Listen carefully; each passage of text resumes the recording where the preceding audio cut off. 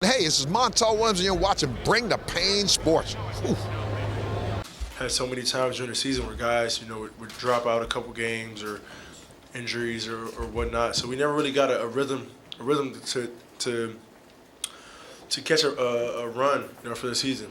Now, we got a addition of Ty, who brings us playmaking, who brings us quickness, who brings us that speed that we haven't had yet. All those things that come together, and if we can stay healthy, I'm pretty confident we have a legitimate shot to run it all. Take some of the pressure off me to having to make every play, dribble the basketball. I think that comes with me taking some bad shots and turning the basketball over. You get me off the ball a little bit. You put Ty on the ball. You put Patrick off the ball. There's so many different lineups, so many versatility that we can do that makes our team so efficient. After the season you had last year personally, what did you do? Where can you grow? Where does your game go next? I can always grow. I can always grow as a basketball player, a leader, making sure my conditioning is always there. Just wanting to be the best, and so that comes with hard work and making sure I'm focused. Making sure my body is at 100%, and making sure I'm durable. You said wanting to be the best. You now go into the season considering yourself the best? I always do. And that's just not, that's just being confident, putting in the work, making sure that I'm always working, I'm always, knowing what's going on. And that's, the things that I was lacking at last year, turning the ball over way too much, things like that, and trying to figure out how can I limit those turnovers, how can I limit those bad shots, how can I make sure I get my teammates involved, create open opportunities, even more opportunities for my teammates. Those are things that I'm trying to work on and trying to figure out every single day to better my game. Seeing what Ty went through this past summer, how much did you have one of those man-to-man talks with him about, hey, dude, you with us now? You know what? I haven't even, to be honest, I haven't had an opportunity to conversate with him about that yet. For the month that he's been here, or we've been teammates, I've been trying to just get closer to him. Just get closer to him, kind of feel him out, kind of see, where his head is a little bit. Eventually I'll have that talk with him, but for the most part, he seems pretty focused to me. I know he's focused. He's been in the gym. He goes to the gym at nighttime all the time, putting up extra shots. They haven't had an opportunity when he was in Denver, just to win these last couple of years. So he's kind of been under the radar. And now you put a really good player with a good team, and then he'll show you what he really can do. And I think that's one of the reasons why we're so excited about having him here. James, you handled the responsibility of scoring and facilitating so well last year. What do you think the transition is going to be like for you to not maybe have to facilitate so much and not have the ball in your hands so much? Well, I didn't always have the ball in my hand so much, I can cut sometimes, but I think he's going to help. He's going to help our team out so much. He's going to take the pressure off me to have to, handle the ball so much. I can run the lane as a natural two guard, run the lane and kind of just get out and transition, and just do a lot of things off the ball. I'm sure the coaches have game plan to where they got a lot of things for offense, and we got a lot of depth, we got a lot of versatility. This is the first time since I've been here that we had the same team for 2 years. We've been making drastic changes, and credit to the head office and Daryl Morey that they've done whatever it takes to make this program and this team great. Is there a different feeling for you going into the season, knowing how far y'all went in the playoffs last year?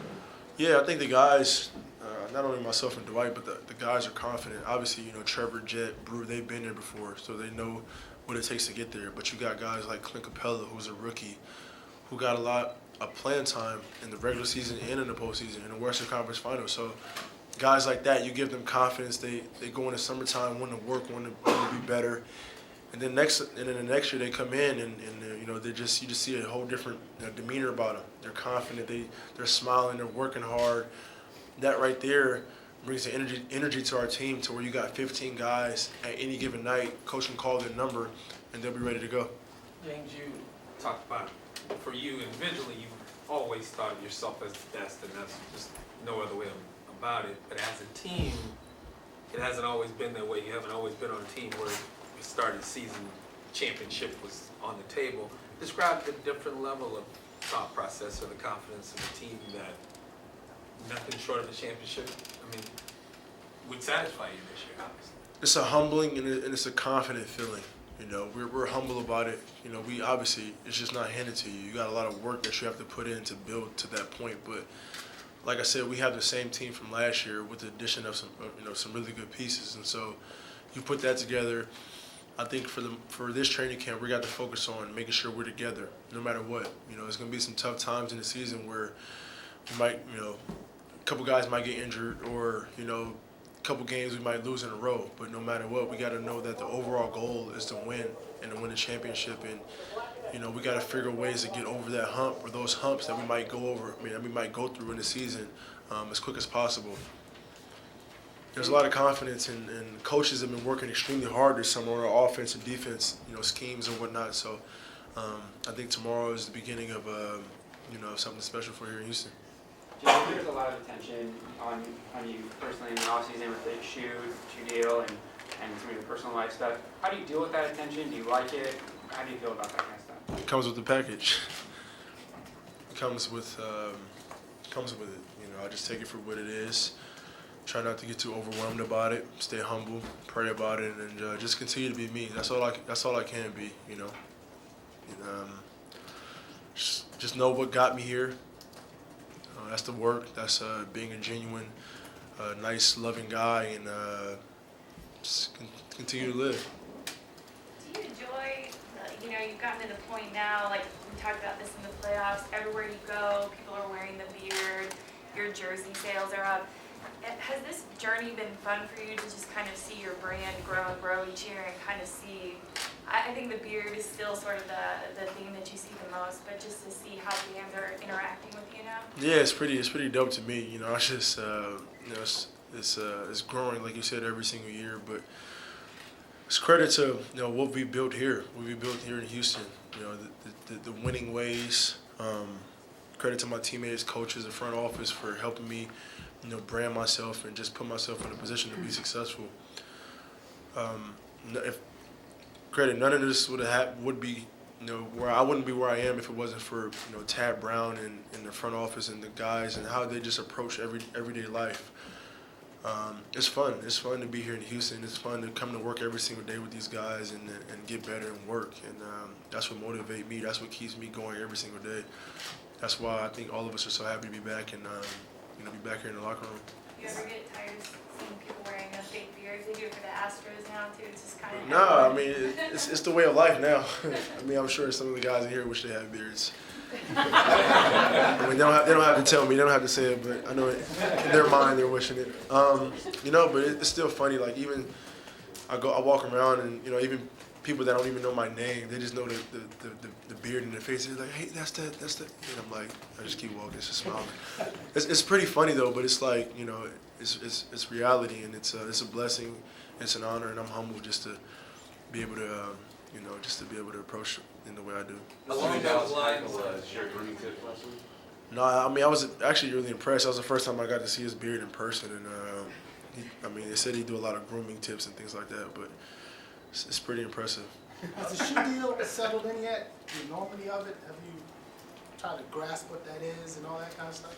No, I'm still under contract with Nike, and so I'm just waiting for that date to where I can actually start representing. But like I said, right now I'm just focused on training camp. Training camp is tomorrow. I'm really excited about what we have in this locker room, and the main goal now is to make sure we're on the same page and the guys are locked in. you wanted all of this for so long, and you've gotten to a certain point that, like you say, it's humbling and special. But did anything happen in the off season over the summer where you really realized that James Harden is not the same James Harden from a couple of years ago? A couple moments, man. I'm not gonna lie to you. A couple moments where I was just in the house and I was sitting back like, shh, this is different. It's different. Like, no matter what, you see the media or pictures or it's so much craziness going on. But I sit back and I'm like, yo, you're just the same guy. You're just the same young guy that would just no facial hair, no mohawk, just lefty who was just working, and don't get overwhelmed. Be humble about it, smile, and just enjoy it for what it is, and just be happy. Like I said, just remember how I got to this point, and that was the work. If I keep that mindset, no matter what goes on, I'll be all right. This is the start of your fourth year here. Are you able to look back and see how much you've changed, how much you've matured over the 3 seasons that you've been with the Rockets? Yes. On the court and off the court. Just being a leader. Every year growing, figuring out, how to make my teammates better, how to make myself better.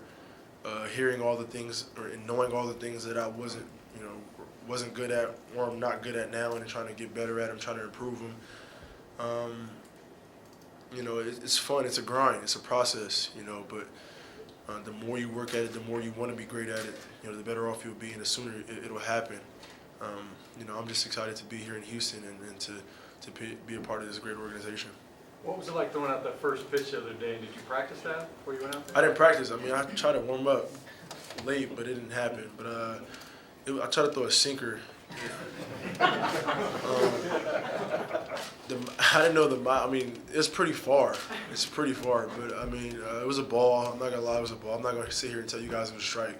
It was a ball, but it's just shout out to all the pitchers that just do that on a night-to-night basis, that are throwing 100 miles per hour. Like, it's impressive. James, you talked about how your life has changed. What is it like when you go to games and superstars like Mike Trout want to be seen with you, want to talk to you, want to shake your hand? What is that all like for you, wherever you go? That's amazing, and I'm fans. I'm fans of them as well, and I'll tell them. I told Mike that I'm a fan. He's probably the best baseball player out there right now, and he's just a beast. And I told him that to his face.